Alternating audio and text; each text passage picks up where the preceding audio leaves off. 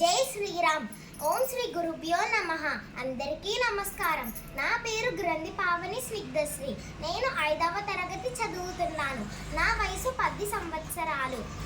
మా ఊరు రఘుదేవపురం, సీతానగరం మండలం.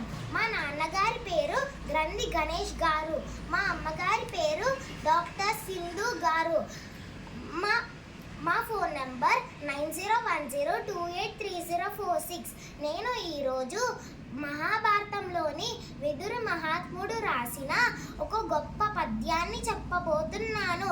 ఒరులేయవియొనరించిన నరవరయ ప్రియము తన మనంబునకగు దానుర్లకు నవిసేయకునికి బరాయనము పరమ ధర్మము పదములకెల్లన్.